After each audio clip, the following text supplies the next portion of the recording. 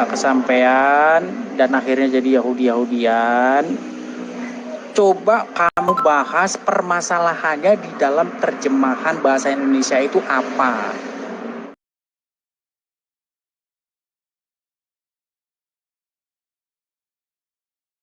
Ya, orang Kristen itu punya yang namanya 3 saringan ya untuk menentukan sebuah tulisan itu lolos atau enggak ya.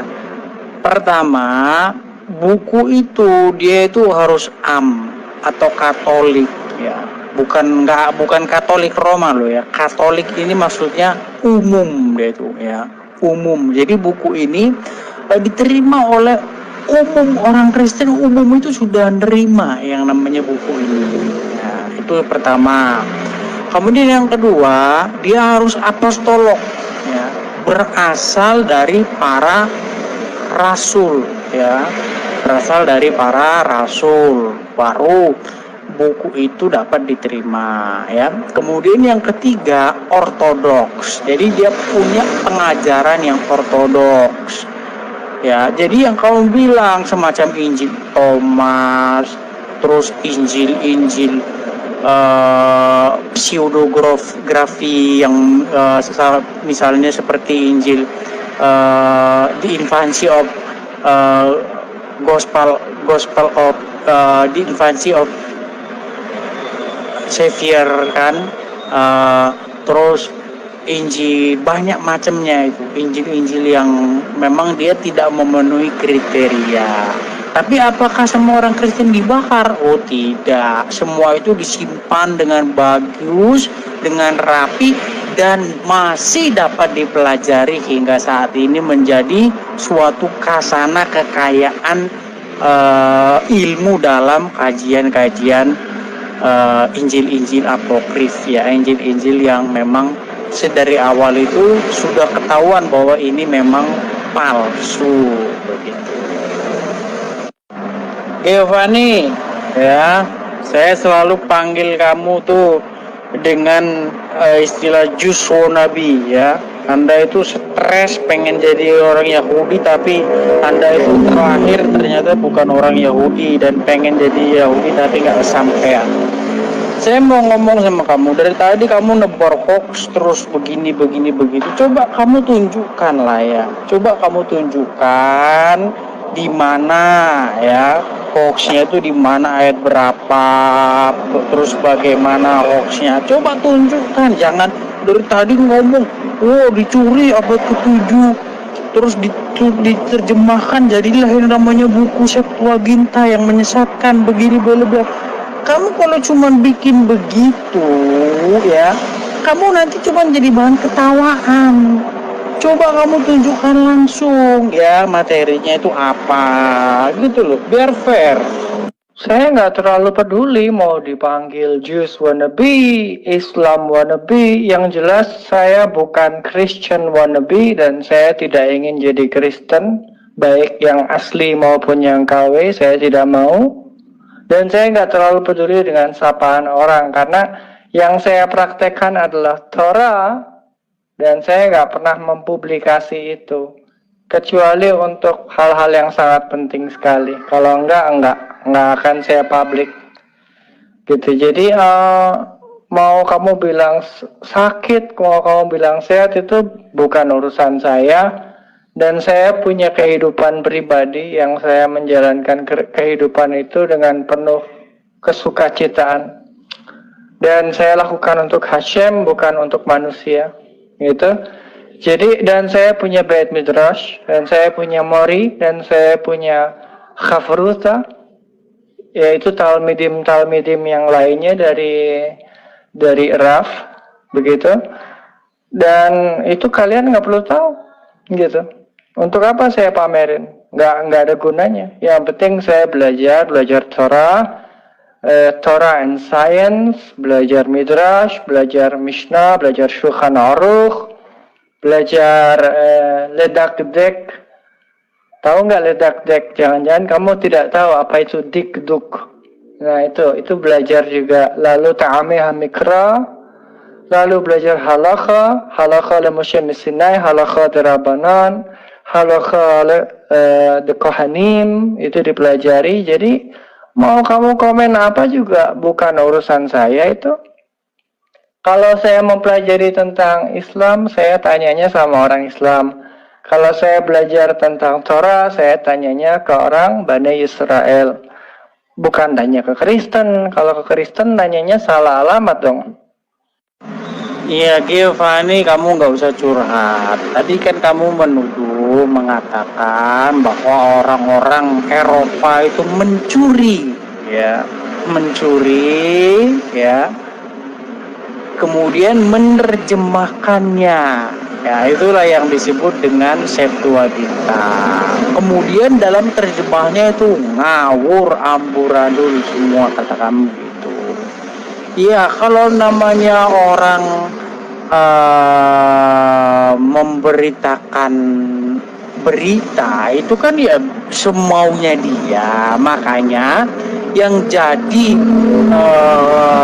kajian di dalam diskusi itu bukan seperti itu ya. Kalau jadi kajian itu kamu tunjukkan materinya itu apa, kontennya itu loh, yang dipalsukan itu begini. Itu yang dari tadi saya minta sama kamu, tapi kamu belit aja kamu. Saya bisa nunjukin dan saya udah banyak kali nunjukin. Ada di DPM, di OLA juga ada terjemahan yang salah. Coba waktu alaihim disebut netatikha alaihim la far'a, itu diterjemahkan apa menurut konsep Onkailos dan Rahsa'adia. Kalau kamu pernah baca kitab-kitab orang Yahudi, maka kamu tahu tertulisnya apa. Nah, saya akan kasih contoh nih.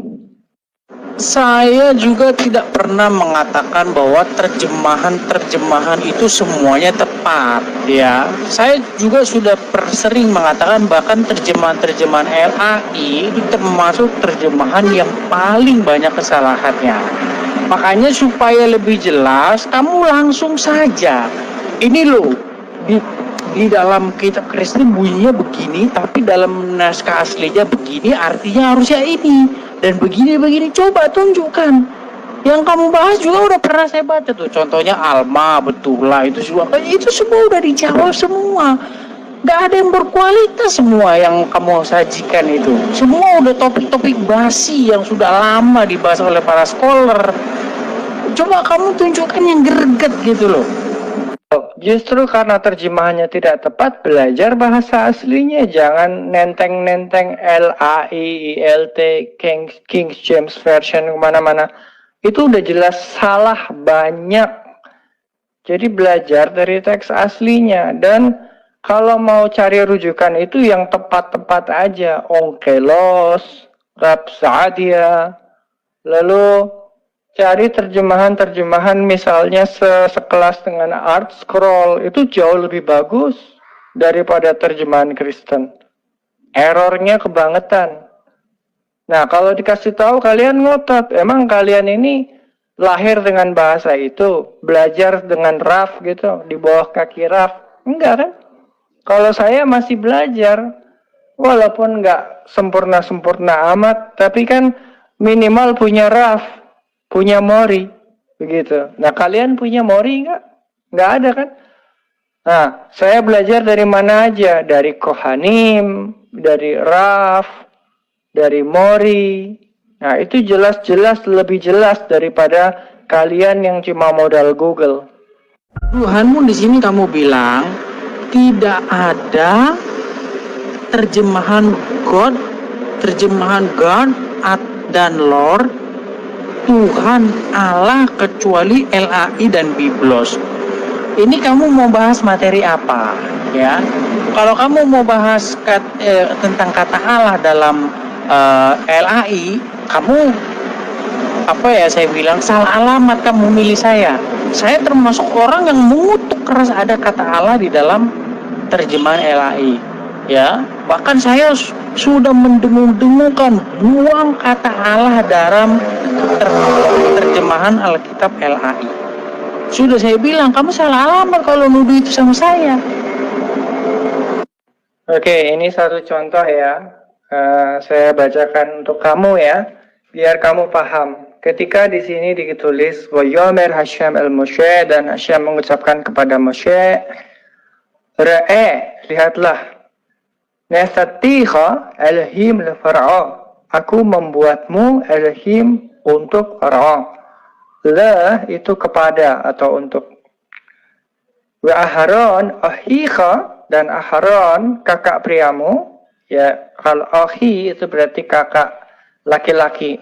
Kalau akhot berarti kakak wanita. Ahiha, kakak priamu. Yihya nevi'echa, akan menjadi. Nah, nevi'echa itu kalau kamu terjemahkan secara literal berarti Moshe itu menjadi Tuhan dan Aharon menjadi nabi dong. Tapi nggak begitu konsep pemahaman aslinya. Ketika dikatakan Moshe sebagai Elohim, maka sebagai otoritas. Diberikan otoritas oleh Hashem, dan Aharon itu menjadi meturgemanach. Meturgemanach artinya adalah penerjemah atau orang yang menjadi juru bicara. Kita lihat dari teks Aramaik di sini, tertulisnya apa? Wa amar Hashem le Moshe khaze menetoch raf le Farao. Raf itu berarti seorang yang memiliki ilmu dan otoritas, seorang raf. Jadi di sini tertulis menetoch raf le Farao wa Aharon akhuh yahai meturgemanach. Meturgemanach itu artinya apa? Seseorang penerjemah, seorang juru bicara. Lalu kamu lihat di tulisan Arabnya yang ditulis oleh Ribbi Sa'ad ya. Di sini tertulis qala lahu unzur. Di sini tertulis apa? Qala lahu unzur qad ja'altuka ustadan fi amri Fir'aun. Ustadan, jadi Elohim diterjemahkan sebagai ustadan di sini konteksnya. Lalu tertulis wa Aharun akhaka yakunu turjumanuka. Kalau kamu lihat meturgemanach dengan turjumanuka ternyata sama artinya, penerjemah, juru bicara. Jadi kalau kamu lihat di dalam teks ini tidak diterjemahkan sebagai literal, sebagai Elohim, sebagai Theos, atau mungkin Nevi Echa sebagai nabimu, nggak ada terjemahan kayak gitu. Makanya kamu itu belajar supaya nggak kelihatan tolol. Ya, di sini saya melihat kamu itu ngalamin sebuah penyakit ya, atau orang bisa sebutnya itu kamu ngalamin yang namanya stroman. Ya. Kamu sedang menghayal bahwa kamu itu orang yang dianggap pintar itu karena pintar membaca naskah aslinya, kemudian kamu itu dianggap oleh lawan bicaramu itu sebagai orang yang banyak ilmunya karena Yahudian dan lain sebagainya. Ini kamu mengalami halusinasi di sini. Padahal semua yang kamu bahas tadi itu semua nggak ada problem di dalam terjemahan, bahkan di dalam terjemahannya LAI itu nggak ada problem. Kalau kamu bilang terjemahan di Arab malah itu jadi terjemahan jadi problem. Masa Elohim jadi ustadz? Nggak ada cerita.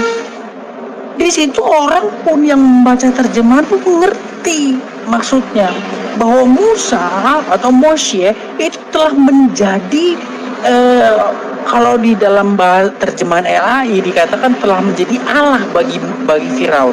Artinya apa? Musa di sini dia itu seolah-olah berkuasa atas hidupnya Firaun. Dia sudah diangkat oleh Tuhan bahwa dia itu menguasai si Firaun ini sebagai sang penguasa. Dan Harun abangnya menjadi seorang penyampai, menjadi Nevi katamu tadi, Nafi tadi kata itu, menjadi nabinya Musa, utusannya Musa, orang yang disuruh-suruh Musa untuk menyampaikan kepada Firaun. Nggak ada problem di sini. Apa yang di sini mau kamu jadi problem? Nggak ada di sini topik yang bagus kamu angkat di sini. Balik ke topik, jangan ngelantur, jangan ke utara ke selatan ya. Ini lagi bahas apa? Ayat kan? Kau minta ayat tadi kan? Nggak usah bahas yang lain, tolol. Kamu itu dari tadi menuduhkan sebuah tuduhan yang salah alamat. Sudah saya bilang sama kamu dari awal. Saya termasuk orang yang mengatakan bahwa terjemahan LAI itu terjemahan yang termasuk terjemahan yang paling buruk. Saya sudah bilang sama kamu. Terus kamu bilang, kamu nuduh-nuduh saya bahwa saya membangga-banggakan terjemahan LAI. Ini kan kamu ngalamin strawman di sini. Kamu menganggap lawan bicaramu itu orang yang mengagumi terjemahan LAI. Padahal kamu salah. Kamu ini menderita penyakit strawman kamu itu, ya. Tuduhan itu kamu yang minta. Saya udah sediakan, sekarang kamu bantah. Kalau enggak berarti kamu goblok dan tolol, karena saya sudah kasih dari bahasanya, 3 lagi bahasanya, rujukannya. Itu sesuai dengan rabi-rabi awal. Onkelos, Saadia. Nah, kamu siapa? Kamu apa? Kamu di Judaism apa? Kamu di Yahudut itu apa? Bani Yisrael, Shomronim, Shamerim, kamu apanya? Kamu kalau bisa bantah-bantah, nggak usah ke utara ke selatan. Giovanni yang pengen jadi Yahudi yang nggak kesampaian dan akhirnya jadi Yahudian. Coba kamu bahas permasalahannya di dalam terjemahan bahasa Indonesia itu apa? Ya, tadi kamu bilang Vayomer, Hashem dan seterusnya, ya. Berfirman kepada Musa, aku mengangkat engkau menjadi penguasa bagi Firaun dan Harun abangmu menjadi nabimu. Di mana problem yang kamu memasalahkan di sini? Sekali lagi untuk si Edi Sidabutar atau Edi Putar-Putar, bantah tekstual ini karena tadi kamu yang minta. Sekarang kamu gak bisa bantah, kamu kelihatan begonya dan tolol. Kenapa? Di grup ini isinya orang-orang akademik yang belajar sesuai nahwu, sorof. Kalau Ibrani juga sesuai grammarnya, ya. Sekarang kamu bantah, coba bantah. Kalau kamu emang sehebat itu, bantah. Nggak usah ke utara ke selatan ngalihin topik. Balik ke topik. Jangan jadi pengecut, jangan jadi orang goblok, tolol. Loh, sudah saya bilang sama kamu tadi di atas, apa nggak kamu dengar? Ya, itu tidak ada di situ terjemahan yang menurut saya sangat kontras dengan makna aslinya. Nggak ada, sama aja, itu nggak ada problemnya. Coba lah angkat tema yang berkualitas gitu loh. Nggak ada kualitasnya kayak gitu. Giovanni, ya. Terus maksud kamu kalau Elohim itu harus diterjemahkan apa ke dalam bahasa Yunani itu kalau nggak Theos? Kamu ini sakit atau gimana sih? Elohim itu kan artinya kan kawah, artinya kekuatan. Bukan diterjemahkan sebagai God. Emangnya Yakub berduel melawan God begitu? Atau melawan the angel of God? Mal'akh dah Hashem, Mal'akh dah Hashem, Malak Allah, atau melawan Hashem. Gila nggak? Kalau diterjemahkan Yakub menang melawan God, God bisa dikalahin sama manusia. Sinting. Mana tekstual kamu? Rujukan kamu tekstualnya mana? Kalau kamu cuma modal voice note dan kamu katakan Nevi Echo diterjemahkan nabimu, gobloknya setengah mampus. Karena Nevi Echo di situ dipahami oleh Onkelos sebagai meturgemanah, sebagai penerjemah, sebagai juru bicara.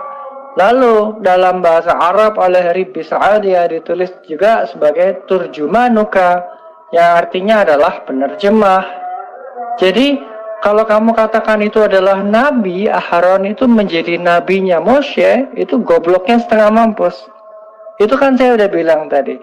Sekarang yang tertulis di dalam Septuaginta itu Moshe menjadi theos atau penguasa. Karena faktanya Moshe menjadi theos. Kalau dia dikatakan sebagai theos, berarti dia menjadi seperti Hashem. Lalu Yaakov itu berduel melawan Hashem atau melawan malaikat Hashem? Coba kamu jawab. Saya punya buktinya untuk itu. Ya, saya tanggap ya. Di sini di dalam naskah aslinya itu dikatakan Wayomer Adonai El Moshe Re'eh Netatika, ya. Di sini terjemahannya sudah tepat semua. Ya, Wayomer, dan berkatalah, ya. Berkatalah Adonai Tuhan kepada Moshe, ya. Lihat, ya. Re'eh Netatika, aku mengangkat kamu atau membuat kamu sebagai Elohim, sebagai Theos bagi Firaun.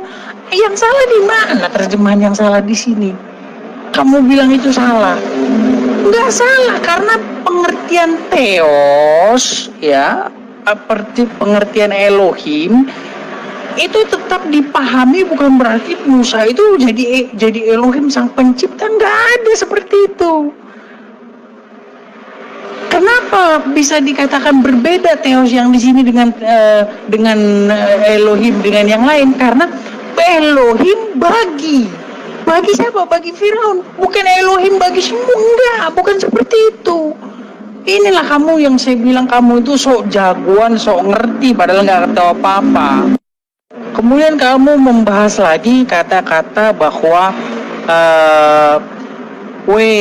Harun Akhika Yihyeh Nevika, ya kan? Kamu bilang terjemahan salah karena mengatakan dan Harun abangmu sebagai nabimu. Kamu bilang salah. Salahnya di mana?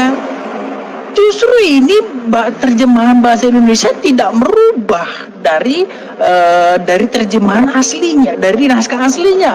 Di sini dikatakan Nevieka, nabimu. Diterjemahkan dalam bahasa Indonesia nevimu, sama. Mana yang salah di sini? Kau bilang salah.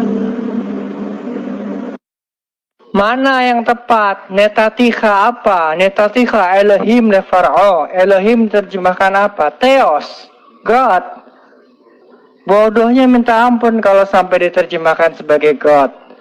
Karena Elohim di situ artinya otoritas. Hashem memberikan otoritas kepada Moshe. Moshe disebut sebagai Elohim. Malaikat atau malach itu juga disebut sebagai Elohim ketika Hashem mengutus malaikat itu untuk menyampaikan pesan atau melakukan tugasnya. Disebut juga Elohim di situ. Jadi kalau kamu katakan bahwa Moshe menjadi Elohim, menjadi Allah, menjadi God, bodoh banget. Tolol banget. Itu kamu perlu belajar. Kenapa? Karena konteksnya, artinya, frasenya tidak seperti itu terjemahannya. Ini saya bilang kamu itu terus-menerus menghayal. Kamu menuduh saya belajar dari orang-orang Kristen, ya. Padahal saya tidak pernah belajar dari orang-orang Kristen, apalagi semacam Luga Tambunan, ya. Ini kamu kan terus-menerus menghayal, membuat suatu argumen-argumen yang kamu anggap itu ada pada saya, padahal tidak, ya. Cobalah kamu waras dulu dari situ, baru enak kita diskusinya. Kamu lihat itu di situ, Onkelos menulis Nevi Echo atau bukan? Karena di situ tulis Wa'amar Hashem le Moshe Chazeh deman nitach raf le Far'o wa Harun akhuch Yahai metur gemanach. Metur gemanach itu nabi atau bukan? Nah, ini lagi. Kamu bilang kalau ada kata-kata nabimu, berarti Musa jadi Tuhan. Karena Musa mengutus seorang nabi. Ini lagi-lagi kamu di sini, aduh, konslet lagi kamu. Ya, saya kasih kamu satu contoh misalnya. Di dalam satu Raja-Raja ayat yang ke-18, ya. Satu Raja-Raja 18 ayat yang ke-40 di sini dikatakan begini. Wayomer Eliyahu, dan ketika dan berkatalah Elia lahem kepada mereka, nih perhatikan kata-kata ini, et Nevi Baal, katanya nabinya Baal, ya kan, nabi Baal gitu. Apa di sini Baal ini Tuhan di sini? Anda berpikir begitu bahwa penerjemah menganggap bahwa oh di sini Baal berarti Tuhan. Terus Baal punya nabi yang berjumlah 400 orang. Ini kamu kan di sini kamu terus-menerus mengalami stromen. Nggak ngerti kamu dengan apa yang dipahami oleh lawan bicaramu. Yang kamu pahami dari lawan bicaramu itu semuanya salah gitu loh. Manusia hanya disebut sebagai nabi ketika pengutusnya adalah Hashem, adalah Allah itu sendiri. Kalau bukan, berarti manusia tidak bisa disebut sebagai nabi. Paham nggak kamu? Jelas-jelas di situ artinya bukan Aharon sebagai nabinya Moshe. Bukan, itu Aharon dikatakan sebagai meturgemonach dan itu ada di dalam dokumennya. Dan kamu lebih tahu daripada orang Yahudi? Kamu ini cuman sampah dari Romawi aja belagu. Romawi KW. Kalau kamu tidak memahami Torah, kamu jangan berusaha untuk menafsirkan Torah karena itu bukan kapasitas kamu. Ini ketika kita melihat kata Elohim, apakah selalu diterjemahkan Allah dalam bahasa Arab? Ya tentu saja tidak. Atta yada'ti ki gadol Hashem mikol ha-Elohim. Di dalam tulisan Arabnya tertulis apa? Kita lihat. Ka'an yada'na are raf Hashem walid Allah barmine. Allah barmine.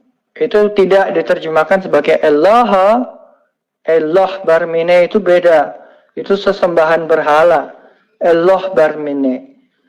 Lalu kalau kamu melihat di dalam tulisan Arabnya di situ, kata Elohim yang saya highlight dengan warna hijau, di situ tertulis al-ma'budat. Al-ma'budat, bukan ditulis Allah. Kenapa? Karena Allah itu sudah ada sebelumnya. Annallah akbar min jami al-ma'budat. Apa artinya? Gadal Hashem mikol ha-Elohim. Jadi di situ tidak perlu Elohim diterjemahkan sebagai Allah lagi. Karena Hashem sudah duluan diterjemahkan sebagai Allah. Demikian dalam bahasa Aram, Hashem diterjemahkan sebagai apa? Di situ, Raf Hashem, Gadol Hashem, Raf besar. Ya, makanya tadi sudah saya bilang, Giovanni, ya, kamu itu menuduhkan sesuatu yang salah alamat, ya. Kamu itu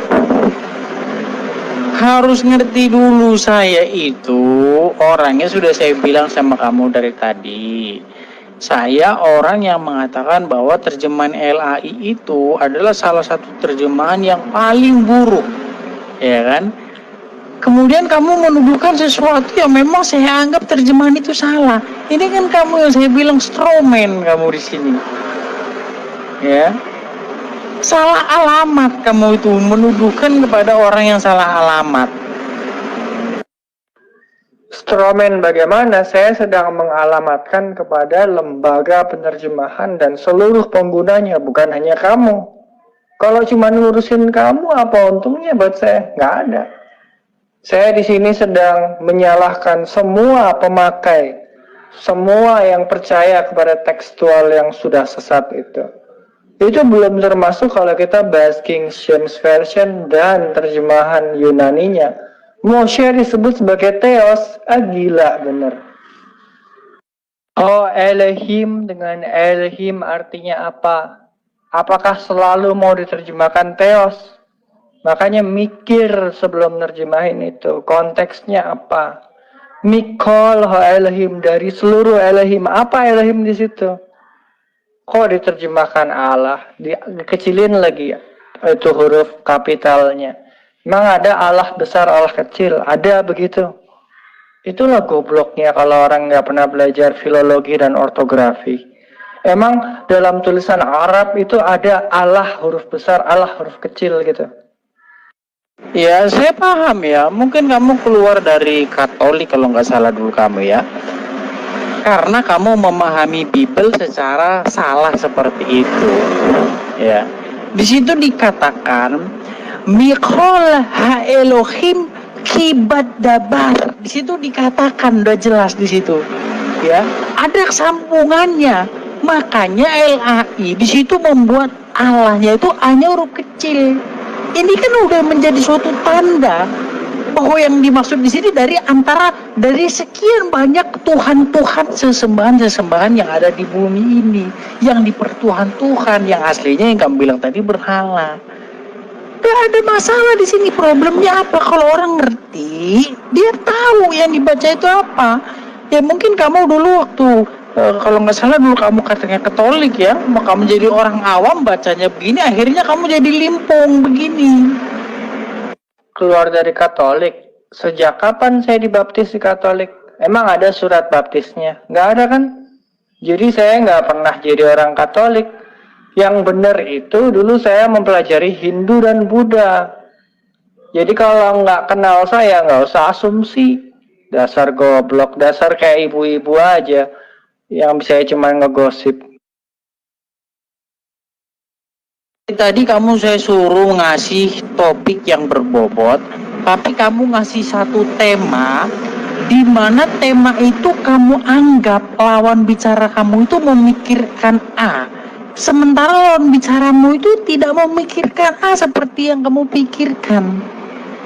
Kamu mengatakan di sini dikatakan Mikol ha Elohim kibat dabar asher, ya, zadu alehem. Nah, di sini kamu nganggap bahwa lebih besar dari para Allah ini terjemahan LAI ngomongnya, para Allah ini terbaca sayang salah. Kamu bilang begitu, ya. Padahal di sini LAI sudah menulis A-nya dengan huruf kecil. Sekalipun saya termasuk orang yang menentang ada kata Allah di dalam Bible, tapi itu pun kamu salah paham dengan apa yang kamu pahami, seolah-olah yang kamu pahami itulah yang dipahami oleh para pembaca, padahal tidak. Makanya saya minta kamu ngangkat satu tema yang lain yang berkualitas, ya. Banyak salahnya nih. Kibat dovar kok ditulis dan Hashem dan Tuhan menyelamatkan sih. Nih aku kasih lihat deh. Bener-bener parah nih LAI ini. Udahlah ya, kasih tema yang segar, yang baru, yang kamu temukan, bukan ditemukan orang lain. Tema-tema ini kan semua kan yang ditemukan orang lain semua ini. Ya betul lah, Alma itu semua udah bahas sih, semua itu udah kami bahas semua itu. Ya main ke gereja Mesianik Indonesia ya. Jangan kamu sama logo Tambunan kamu terus kamu anggap saya sepemahaman dengan logo Tambunan. Kamu kan di sini udah salah orang kamu itu, Giovanni. Nih, saya bacain nih buat kamu edisi Dabutar biar kamu nggak goblok banget. Atau sekarang, yada'ti. Aku telah mengetahui Ki Gadol Hashem, karena Hashem itu besar. Mikol Elohim, dari segala sesembahan-sesembahan. Kibat dovor, apa bat dovor itu? Karena di dalam perkara, itu perkara. Kok sebab ia telah menyelamatkan? Di mana ada kata di situ Hosyiah atau Mosyiah menyelamatkan. Mosyiah mana ada? Nggak ada kan? Terjemahannya kayak tai. Kan udah saya bilang sama kamu Giovanni berkali-kali, saya termasuk orang yang mengatakan bahwa terjemahan LAI adalah salah satu terjemahan yang paling buruk. Terus kamu ngomong begitu lagi sama saya, kamu nyalahin saya. Ya, lagi pula kamu sudah mengirim toh terjemahan bahasa Inggrisnya. Di situ kata badabar itu diterjemahkan menjadi with the thing, ya. Kalau dalam terjemahan yang saya lihat di sini, terjemahan lain, ya, itu diterjemahkan in the very thing, ya. Memang nggak ada di situ, ya, menyelamatkan, ya, nggak ada di situ. Nah, terus kamu nyalahin saya di sini, kan salah alamat kamu di sini. Sudah saya bilang tadi sama kamu kalau terjemahan LA itu banyak salahnya. Terus kamu nyalahin saya. Kamu sehat nggak toh? Minum obat dulu kalau salah kurang sehat. Gimana nih? Cukup satu paket akrab untuk internetan sekeluarga. Coba deh. Kamu termasuk orang, mana kamu pernah sajikan teks aslinya? Kamu selalu pakai terjemahan di perdebatan manapun. Pakainya LAI, King James Version. Sekarang mana teks aslinya? Mana yang kamu jabarkan? Referensi kamu dari mana? Onkelos? Ribbi Saadia? Atau dari mana? Atau dari pendeta Kristen mana? Kalau saya pakai konsisten, saya kalau pakai onkelos, Saadia. Saya nggak mau pakai yang lain, karena itu nggak ada otoritasnya. Karena bukan seorang posek. Kalau seorang posek, maka baru dia memiliki kapasitas dan ilmu untuk menerjemahkan Torah. Makanya saya tanya, kenapa terjemahan seperti LAI itu nggak kepake? Layaknya masuk tong sampah. Tadi kamu bilang karena ada lanjutannya, tapi lanjutannya kamu nggak mau baca. Saya tahu kenapa kamu nggak mau baca.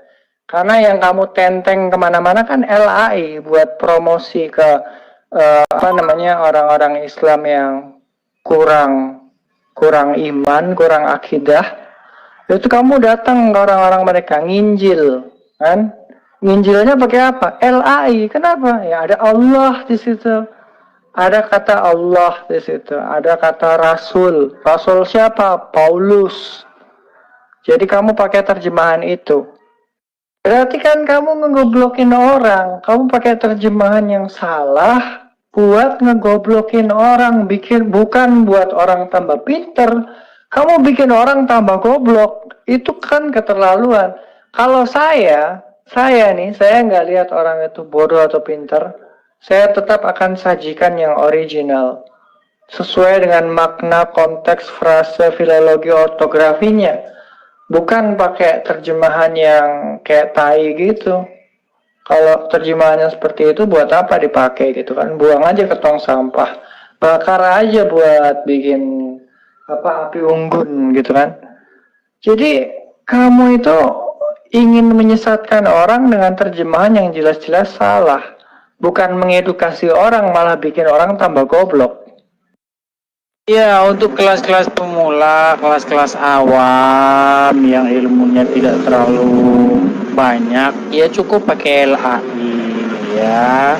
Yang penting dia nanti keluar dulu dari Islam, baru nanti kita tunjukkan, ini loh naskah aslinya begini, bunyi aslinya begini.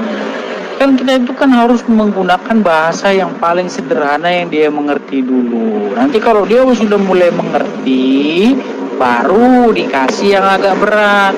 Ya sama seperti bayi itu jangan dikasih nasi dulu, tapi kasih bubur dulu. Setelah dia udah tumbuh gigi, baru kasih nasi. Ya, jadi nggak ada masalah di situ, nggak ada problem di situ, ya. Tapi kalau dikatakan terjemahan LAI banyak yang error, tepat, saya sepakat dengan kamu, ya. Bahkan kalau kamu terlalu ekstrim mengatakan dibuang tong sampah, ya saya pun juga bisa dibilang sependapat dengan kamu, ya. Memang banyak sekali errornya, ya. Kalau ngeles bacotnya pinter banget. Sekarang tunjukin mana aslinya. Kalau saya masih punya bukunya yang aslinya. Jadi tekstual asli yang saya pelajari memang bukan dari Google, bukan dari aplikasi, tapi dari teks aslinya. Dan ada komentarinya di situ. Ada penjelasan rabi-rabi di situ. Kenapa teksnya begini, kenapa teksnya begitu. Nah, sekarang teks kamu mana? Saya mau lihat. Kalau kamu benar-benar mempelajari teks aslinya, saya mau lihat teks asli kamu itu. Enggak, Pak Hudi, maksudku begini. Pak Edis ini kan sudah nyadarin bahwa dia itu tidak bisa baca Quran, tidak ngerti grammar Quran, apalagi sastranya, ya balagonya, sama sekali nol besar gitu. Hanya dengan modal hermeneutika saja gitu, dan hermeneutika itu kan nggak bisa sesungguhnya dipakai untuk teologi, untuk Alkitab, untuk kitab suci itu nggak bisa gitu loh, karena itu sangat subjektif sekali. Jadi dengan penyadaran itu bisa enggak dia sekarang ini nyadarin bahwa dia itu sesungguhnya bukanlah pakar Quran.